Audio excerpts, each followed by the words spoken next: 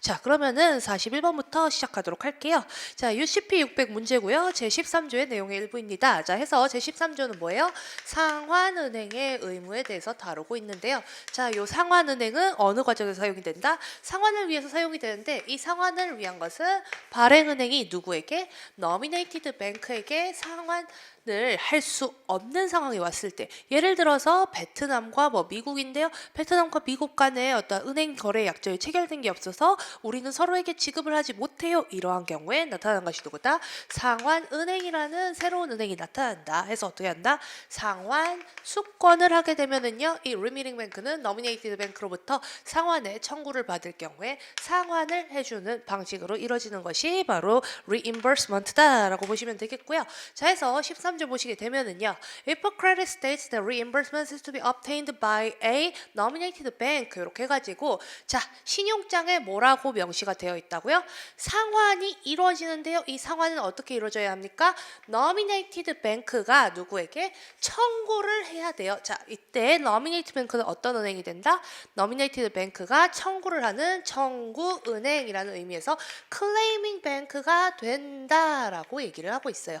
이 Claiming bank가 누구에게 상환을 해주는 당사자 Remitting bank에게 청구를 함으로써 상환이 이루어질 것이라고 명시를 하는 경우에 라고 해석이 되어야겠죠. 그렇게 명시를 한 경우에 이 신용장은 또 뭘 얘기를 해줘야 돼요? 이 상환이 과연 ICC의 back-to-back reimbursement라는 그러한 규칙을 따르는지 안 따르는지를 명시를 해줘야 한다라는 거예요. 자, 그리고 이것이 바로 뭐다? URR이라는 상환수권 규칙이 되겠고요.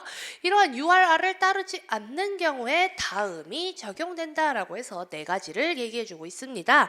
자, 그래서 만약에 이 URR이 적용이 되지 않는 경우에 어떤 것을 따라야 하느냐라고 하게 되면요. 첫 번째, 블랭크는 반드시 상환은행에게 뭐를?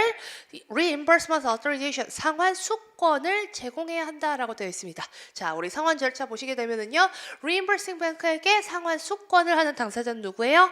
발행은행이 되겠죠. 따라서 여기는 Issuing Bank가 들어가야겠고요. 자, 두 번째는 스킵하고요. 마지막 보시게 되면은요, 블랭크는 책임을 집니다. 뭐에 대해서 책임을 지느냐? Loss of interest together with any expenses라고 해서 이자 손실이라던가 비용 책임을 지게 되는데요. 이러한 비용 책임이 언제 발생한 것이다? 신용장 상에 나타난 대로 내가 상환의 요구를 했는데 상환이 제때 이루어지지 않아서 생기는 모든 비용 책임은 누가 져야 한다?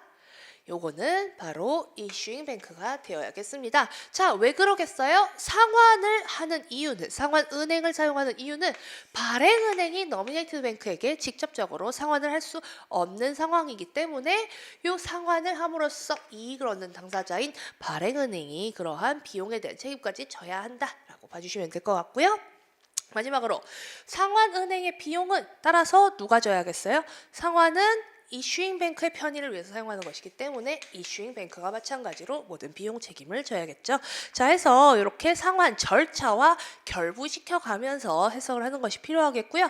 상환은행 요 13조의 경우에는 상환은행이라던가 청구은행이라던가 발행은행과 같이 여러 당사자가 얽혀 있기 때문에 당사자별로 정리를 해주셔야겠습니다. 해서 답은 4번이 되겠고요.